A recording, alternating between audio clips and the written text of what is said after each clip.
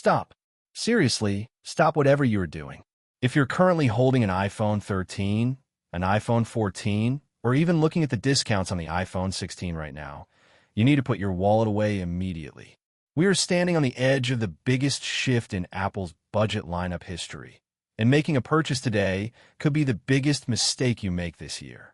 The notch is officially dead, but what Apple has replaced it with, and what they're hiding inside the chassis, has the entire tech community absolutely losing their minds. We are just weeks away from a potential February launch of the iPhone 17e, and thanks to a massive data dump from reliable leakers like Digital Chat Station, we now know that this phone is shaping up to be the most powerful, yet most frustrating device Apple has ever released. Let's look at the timeline because the clock is ticking faster than you think. We're sitting here in mid-January 2026. Usually, this is a quiet time for Apple news, but not this year. The factory lines are already humming. Why? Because the iPhone 17e has officially hit mass production. The latest leaks coming out of Weibo have confirmed a first half of 2026 launch, but when you look closely at the supply chain data, it paints a much more specific picture. We are looking at a reveal in late February. That is less than 30 days away from right now. This isn't a maybe later in the fall. This is imminent. But here's where the story gets weird.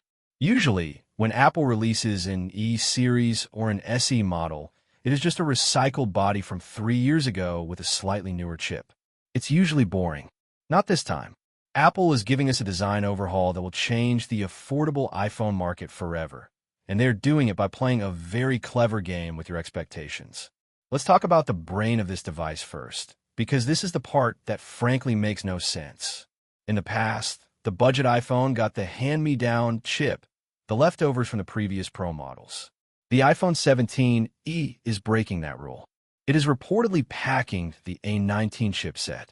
Let that sink in for a second. That is flagship-level silicon. That is the same architecture powering the absolute top-tier devices. But the real shocker isn't just the processor. It is the memory. The leaks are pointing to a massive 12 gigabytes of RAM. Why 12 gigs?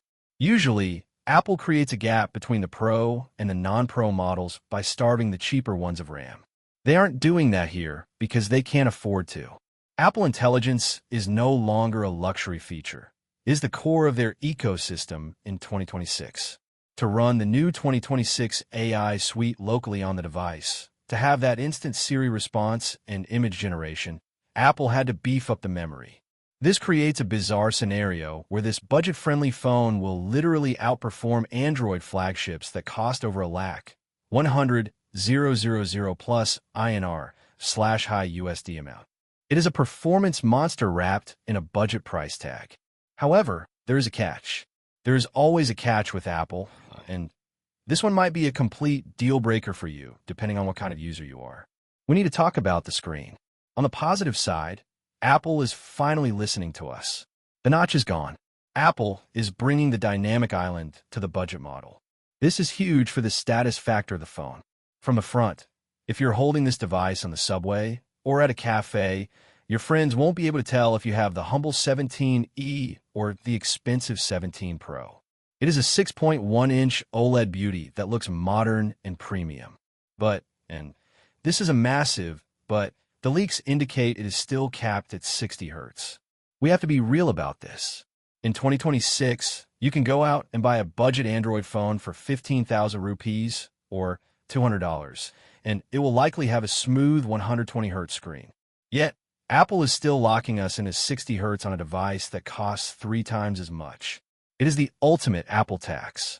They give you the flagship power of the A19. They give you the flagship look of the dynamic island. But they intentionally hold back on the smoothness of the display. Why? To force you to look at the Pro models. If you have used a Pro motion display before, going back to 60 Hz feels like the phone is lagging, even if the A19 chip is processing things instantly. It is a visual stutter that some people can ignore, but for others, it is painful. You have to ask yourself, is that a trade-off you are willing to make for the price? Speaking of price, ET's talk numbers. Because the value proposition is shifting, the iPhone 16e was the value king at $599. It was the easy recommendation. But with the inclusion of the A19 chip and that massive jump to 12 gigabytes of RAM, the component costs have gone up. You shouldn't expect the price to stay rock bottom. The leaks suggest a price hike is coming, likely landing around $649 to $699 in the USA, with similar increases globally. It is slowly creeping up into that premium territory. But before you get angry at the price hike, consider what you are getting. You are finally getting Face ID on a budget phone. You're getting MagSafe, and you're getting a camera that, while only a single lens, is using the A19's new AI processing to take photos that will likely rival the iPhone 15 Pro. It is basically an iPhone 17 Air without the fancy marketing name and the ultra-thin body. So, we arrive at the million-dollar question. Should you wait for February, or should you just grab an iPhone 16 on discount right now? Here is my honest verdict. If you care about artificial intelligence, and you want a phone that will stay fast and relevant until 2032, you have to wait for the 17E. That A19 chip combined with 12 gigabytes of RAM is the definition of future-proof. You will be getting software updates for years that the older chips just won't be able to handle. However, if you're someone who plays a lot of games or scrolls through social media constantly and notices the stutter of a 60Hz screen, this phone is going to drive you crazy. You might be better off looking for a refurbished Pro model from a previous year.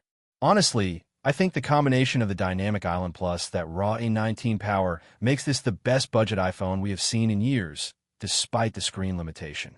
It's a frustrating device because it is almost perfect, but that one flaw keeps it from being the undisputed king. But for the vast majority of people, that raw power and the new design will be more than enough. Now, I want to hear from you. Does the 60Hz screen matter to you in 2026, or are you just here for the Dynamic Island and the Apple badge? Drop a comment below. I'm replying to as many as I can today. Also, I will be doing a full speed test versus the Pro models the second this phone drops in February. So if you like the video, subscribe, share the video, and hit the bell icon so you don't miss that showdown. I'm Sam, and I'll see you in the next one.